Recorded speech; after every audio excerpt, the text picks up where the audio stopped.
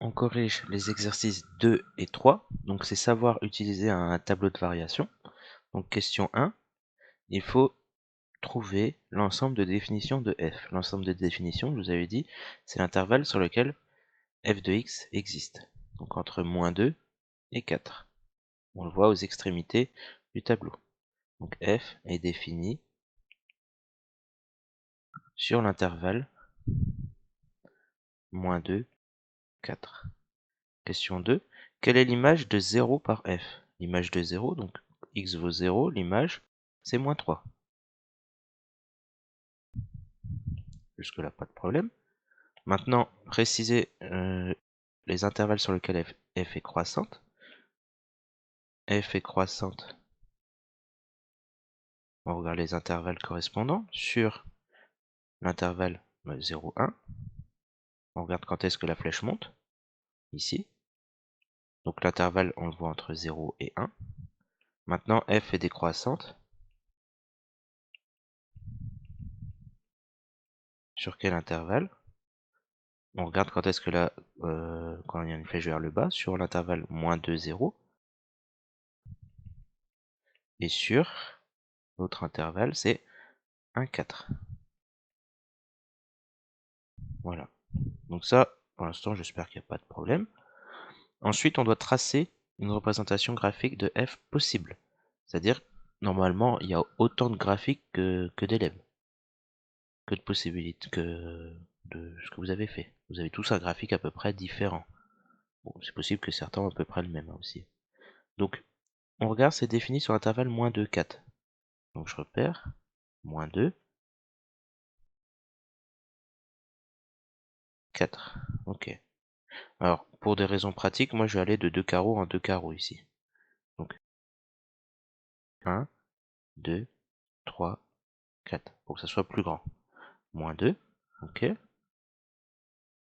Ça va jusque quelle hauteur? Donc ça va jusque 2 et -3. Donc 1, 2, -1, -2 et -3. Qu'est-ce qui se passe? L'image de -2. Maintenant je vais repérer les points de ma courbe. L'image de -2 c'est 0. C'est-à-dire qu'en -2, ça passe par 0, ça passe par ce point-là. Ensuite, l'image de 0, c'est -3, donc ça va passer par ce point-là.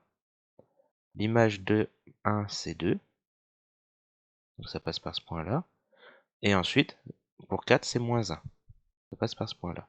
Je sais que c'est d'abord décroissant, puis décroissant. Certains vont pas trop se prendre la tête, ils vont faire ceci. Donc ils vont tracer des segments. C'est bon, sauf que généralement, ce genre de courbes, on les rencontre très rarement. On trouvera des choses un peu plus arrondies. Donc plutôt comme ça, par exemple. Voilà. Donc par exemple, ça c'est une possibilité pour la courbe représentative de f. Regardons maintenant l'exercice 3. Un peu la même chose, sauf que cette fois, on vous fait des phrases, et ce sera à vous de trouver le tableau de variation. Donc, on commence de la même façon, x, f, et on va tracer notre tableau de variation. On va essayer de regarder dans un premier temps l'ensemble de définitions.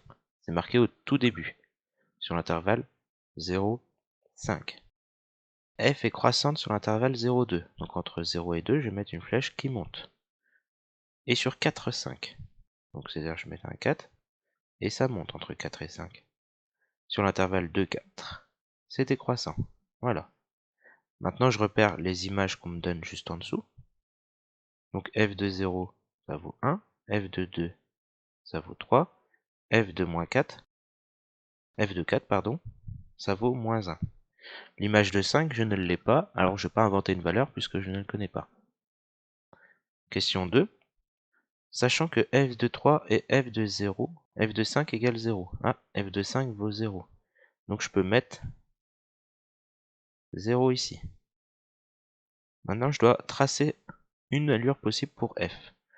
Donc comme tout à l'heure, je vais faire à peu près, je vais prendre 2 unités, 2 carreaux pour 1. Alors, tac. Hop, je suis en train de compter pour que ça tombe bien. Voilà.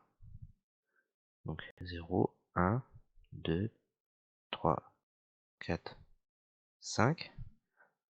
L'image de 0, on a dit que c'était 1. Ça passe ici. L'image de 2, c'est 3.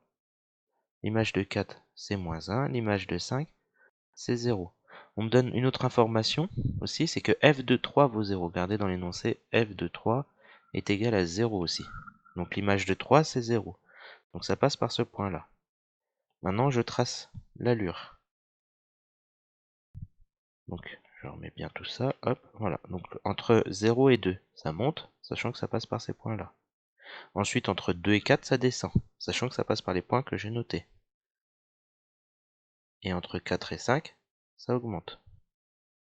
Voilà, j'ai tracé une allure possible pour f. Question 3. Dresser le tableau de signes de f sur 0,5. Donc f de x, pardon, hop, donc 0, 5. On se souvient comment on fait pour un tableau de signes? On repère d'abord quand est-ce que ça vaut 0. Sur le graphique ici, quand est-ce que ça coupe l'axe des abscisses. Ça coupe en 3 et en 5. Donc je repère bien mes valeurs 3 et 5. Et je mets un 0. Le 5 est déjà noté, donc je ne vais pas le réécrire. Voilà. Maintenant, je vais regarder le signe. Quand est-ce que c'est au-dessus ou en dessous? Donc entre 0 et 3. Ce morceau-là, c'est au-dessus de l'axe des abscisses. Donc c'est plus. Entre 3 et 5, c'est en dessous. Donc c'est moins. Et voilà, on a tracé le tableau de signes. Donc ça, c'était les petites révisions. Question 4. L'équation f de x égale 4 admet des solutions. Admet-elle des solutions? F de x égale 4. Si on regarde sur notre tableau, ce serait plus haut. Le 4 sera à peu près là. Est-ce que ça passe par 4? Non. Donc là, l'équation f de x égale 4 n'admet pas de solution. Alors maintenant, pour justifier ça, tout simplement, vous pouvez dire, c'est le point le plus haut atteint, la hauteur la plus élevée. Ici, on voit que c'est 3. Donc ça ne peut pas atteindre le 4. Et donc en vocabulaire qu'on va introduire juste après dans la partie cours, c'est tout simplement que 3 c'est le maximum de notre fonction. On voit bien ici on ne dépasse pas la valeur 3. On l'atteint mais on ne la dépasse pas. Donc c'est un maximum. Et ce maximum, il est atteint en 2. De la même façon, on pourra définir ce qu'est un minimum. Le minimum, c'est on regarde le point le plus bas.